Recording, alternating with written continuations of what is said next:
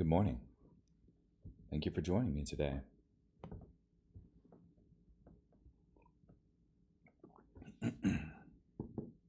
This morning, we'll be in Genesis chapter 11, verse 1 through chapter 13, verse 4.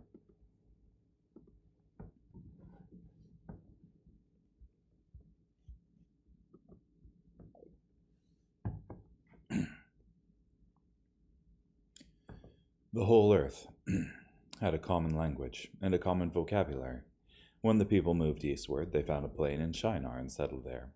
Then they said to one another, "Come, let's make bricks and bake them thoroughly." They had brick instead of stone and tar instead of mortar. Then they said, "Come, let us build ourselves a city and a tower with its top in the heavens, so that we may make a name for ourselves. Otherwise we will be scattered across the face of the entire earth." But the Lord came down to see the city and the tower that the people had started building. And the Lord said, "If as one people, all sharing a common language, they have begun to do this, then nothing they plan to do will be beyond them. Come, let's go down and confuse their language, so they won't be able to understand each other." So the Lord scattered them from there across the face of the entire earth, and they stopped building the city. That is why its name was called Babel, because there the Lord confused the language of the entire world, and from there the Lord scattered them across the face of the entire earth.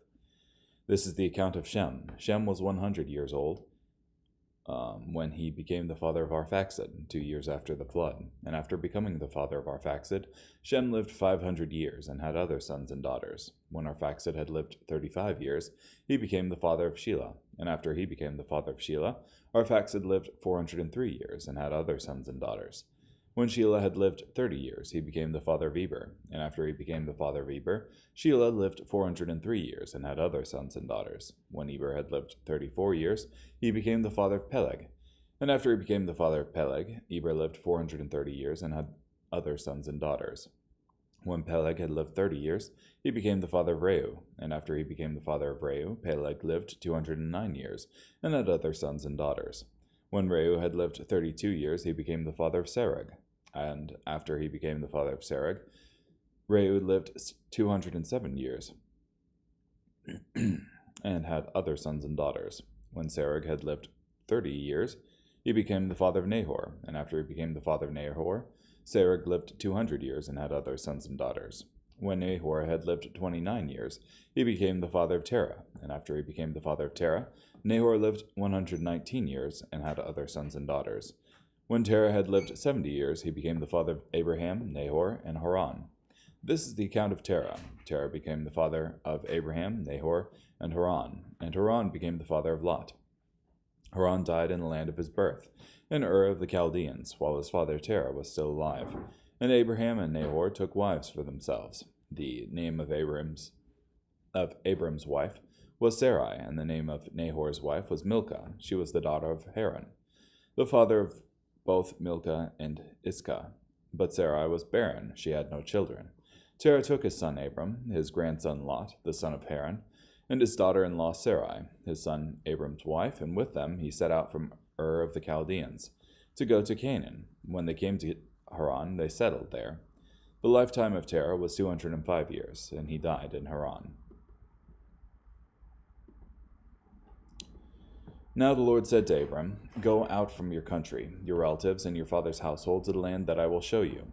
Then I will make you into a great nation, and I will bless you, and I will make your name great, so that you will exemplify divine blessing. I will bless those who bless you, but the one who treats you lightly I must curse. And all the families of the earth will bless one another by your name." So Abram left, just as the Lord had told him to do, and Lot went with him. Now Abram was 75 years old when he departed from Haran. And Abram took his wife Sarai, his nephew Lot, and all the possessions they had accumulated, and the people they had acquired in Haran, and they left for the land of Canaan. They entered the land of Canaan. Abram traveled through the land, as far as the oak tree of Moreh at Shechem. At that time the Canaanites were in the land. The Lord appeared to Abram and said, "To your descendants I will give this land." So Abram built an altar there to the Lord, who had appeared to him. Then he moved from there to the hill country east of Bethel and pitched his tent, with Bethel on the west and Ai on the east. There he built an altar to the Lord and worshipped the Lord. Abram continually journeyed by stages down to the Negev. There was a famine in the land, so Abram went down to Egypt to stay for a while, because the famine was severe. As he approached Egypt, he said to his wife Sarai, "Look, I know that you are a beautiful woman. When the Egyptians see you, they will say, 'This is his wife.' Then they will kill me, but will keep you alive. So tell them, you are my sister, so that it may go well for me because of you, and my life will be spared on account of you." When Abram entered Egypt, the Egyptians saw that the woman was very beautiful. When Pharaoh's officials saw her, they praised her to Pharaoh. So Abram's wife was taken into the household of Pharaoh, and he did treat Abram well on account of her. Abram received sheep and cattle, male donkeys, male servants, female donkeys, and camels. But the Lord struck Pharaoh and his household with severe diseases because of Sarai, Abram's wife. So Pharaoh summoned Abram and said, "What is this you have done to me? Why didn't you tell me that she was your wife? Why did you say, 'She is my sister,' so that I took her to be my wife? Here is your wife. Take her and go." Pharaoh gave his men orders about Abram, and so they expelled him along with his wife and all his possessions. So Abram went up from Egypt into the Negev. He took his wife and all his possessions with him, as well as Lot. Now Abram was very wealthy in livestock, silver, and gold, and he journeyed from place to place. From the Negev as far as Bethel, he returned to the place where he had pitched his tent at the beginning, between Bethel and Ai. This was the place where he had first built the altar, and there Abram worshipped the Lord.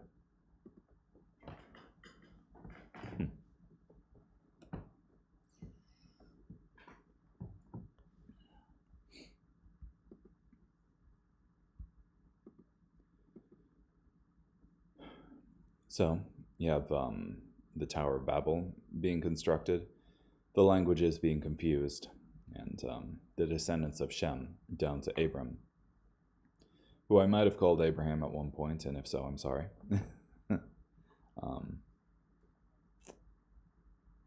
And then a description of the beginning of Abram's journey.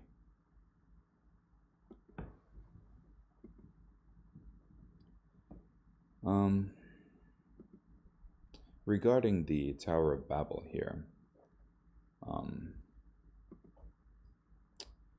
in the prior chapter, or maybe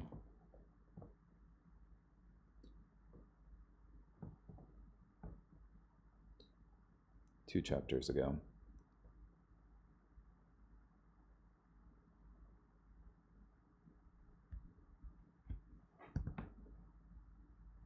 you had God commanding those who were saved in the ark, but as for you, be fruitful and multiply, increase abundantly on the earth and multiply on it.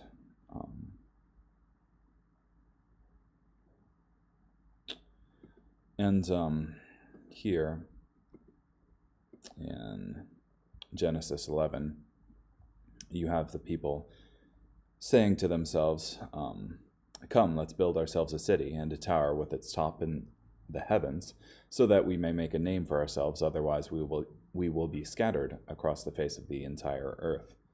And they're disobeying God's command to go and populate the earth. They're coming together and building this place.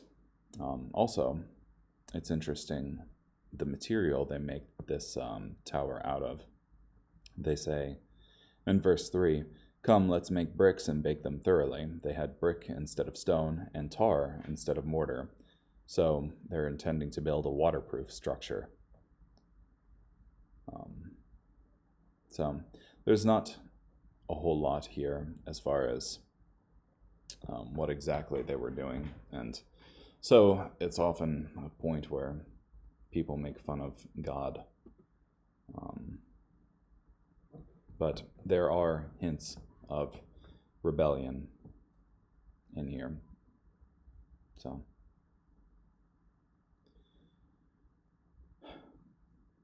and as you have the descendants of Shem who came from the ark, living on the earth, their lifespans are slowly dwindling down to 120 years.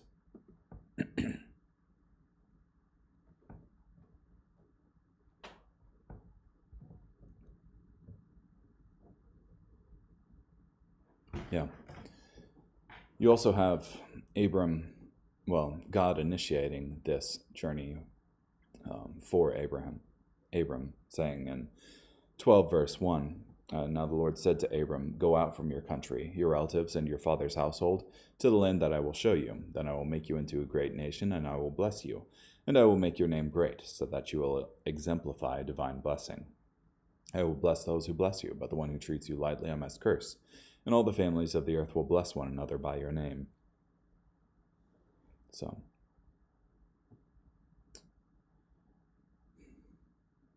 also I think it's interesting that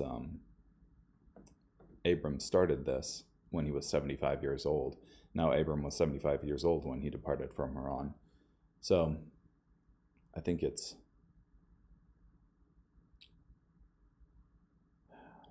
important to realize that no matter how young or old we may be, God can still use us powerfully as part of his plan. Anyway, carrying on, Matthew 5, verses 1 through 26. When he saw the crowds, he went up the mountain. After he sat down, his disciples came to him. Then he began to teach them by saying, blessed are the poor in spirit, for the kingdom of heaven belongs to them. Blessed are those who mourn, for they will be comforted.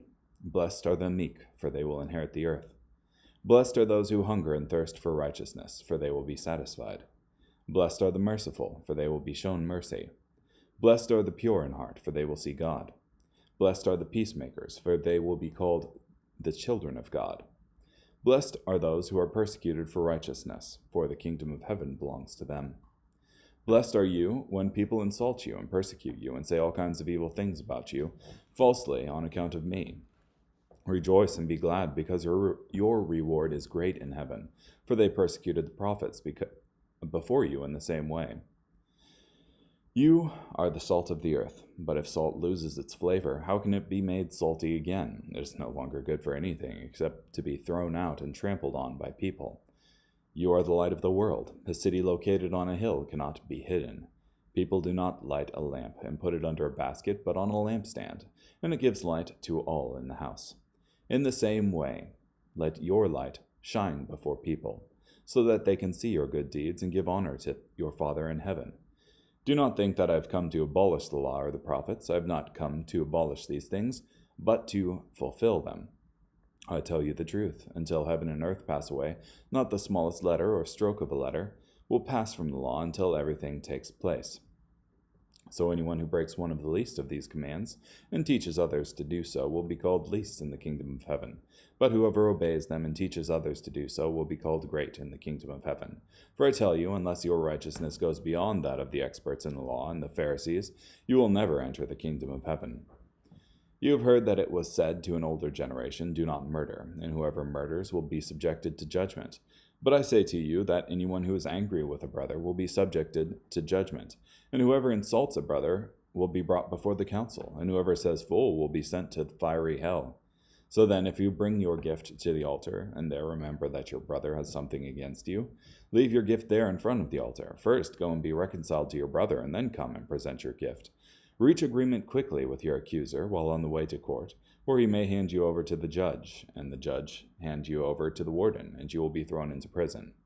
I tell you the truth, you will never get out of there until you have paid the last penny.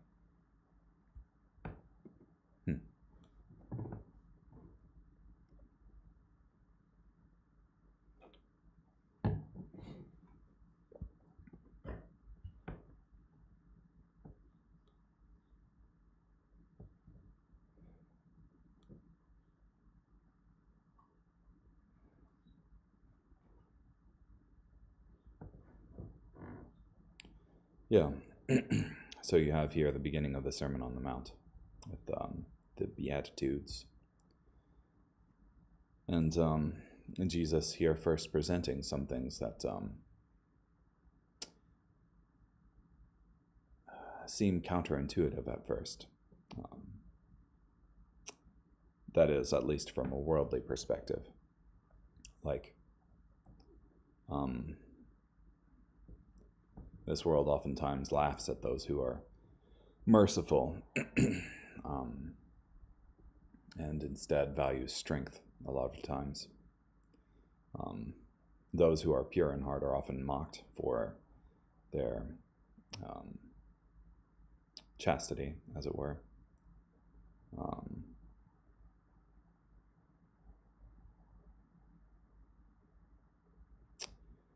Blessed are those who are persecuted for righteousness, for the kingdom of heaven belongs to them.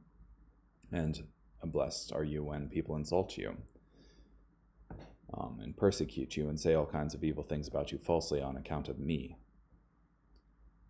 Rejoice and be glad, because your reward is great in heaven, for they persecuted the prophets before you in the same way.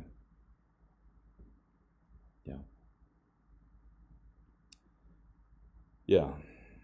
You oftentimes had the prophets of the past persecuted or driven out of towns or mocked or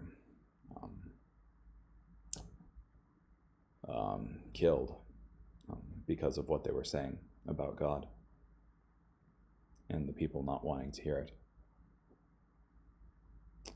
But despite that, God wants our light to shine brightly for the world. In 5:16, let your light shine before people, so that they can see your good deeds and give honor to your Father in heaven. I also see this bit in the Sermon of the Mount that's coming up, of that 5:17 through 19. Do not think that I have come to abolish the law or the prophets. I have not come to abolish these things, but to fulfill them. I tell you the truth, until heaven and earth pass away, not the smallest letter or stroke of the letter will pass from the law until everything takes place. So anyone who breaks one of the least of these commands and teaches others to do so will be called least in the kingdom of heaven, but whoever obeys them and teaches others to do so will be called great in the kingdom of heaven. So you have that section oftentimes used as part of a Muslim polemic that, God isn't telling, Jesus isn't telling people to that they have freedom from the Old Testament laws. They need to obey the Old Testament laws, and in particular, they often reference eating pork as a thing in which you need to obey the law, and ignoring the fact that they're eating camel. But for that in particular, for that argument in particular, that's addressed to this passage. Carrying on, you have 5:20, for I tell you, unless your righteousness goes beyond that of the experts in the law and the Pharisees, you will never enter the kingdom of heaven. So here you have a group of people that are explicitly trying to follow the law the best they can. They're a minority within the Jewish sect that are attempting to gain righteousness through legalism, that is, heavy adherence to the Old Testament law. But Jesus is saying that your righteousness needs to go beyond this legalism. And he goes on to say, you have heard that it was said to an older generation, do not murder, and whoever murders will be subjected to judgment. But I say to you that anyone who is angry with a brother will be subjected to judgment. So Jesus is going beyond the physical laws and into laws regarding what's going on in your head. With merely being angry is a sin if you're holding on to that anger towards your brother, and holding on to a grudge in the next portion. So yeah, and we shouldn't ignore the bit in Matthew 5:17, which says, I've not come to abolish these things, but to fulfill them. Jesus fulfills the Old Testament law in that he perfectly keeps them and provides his righteousness on behalf of us. So, yeah.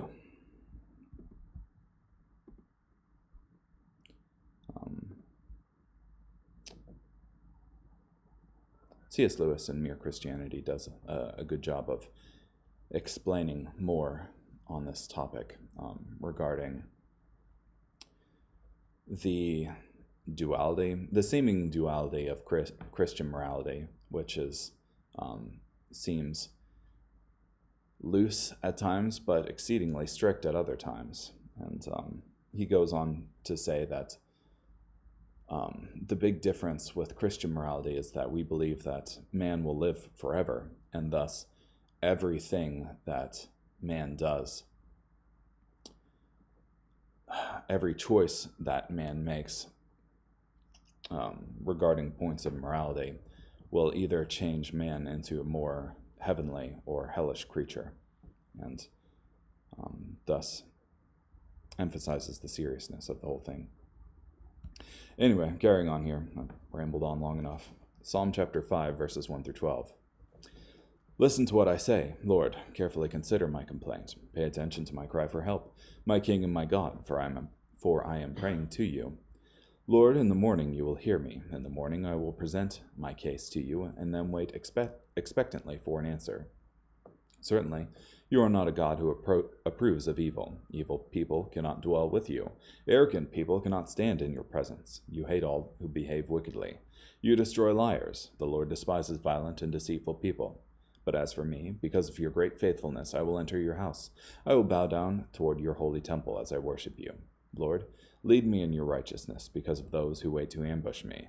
Remove the obstacles in the way in which you are guiding me. For they do not speak the truth. Their stomachs are like the place of destruction. Their throats, like an open grave. Their tongues, like a steep slope leading into it. Condemn them, O God. May their own schemes be their downfall. Drive them away because of their many acts of insurrection, for they have rebelled against you.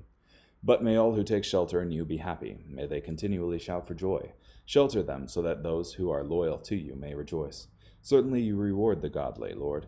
Like a shield, you protect them in your good favor. And finally, Proverbs chapter 1, verses 24 through 29. Continuing about wisdom, warning. However, because I called, but you refused to listen, because I stretched out my hand, but no one paid attention, because you neglected all my advice and did not comply with my rebuke, so I myself will laugh when disaster strikes you. I will mock when what you dread comes. When what you dread comes like a whirlwind, and disaster strikes you like a devastating storm, when distressing trouble comes on you. Then they will call to me, but I will not answer. They will diligently seek me, but they will not find me, because they hated moral knowledge and did not choose to fear the Lord. So, there are consequences to not following wisdom. Okay, well, thank you for joining me today. Hope you have a great day. Bye.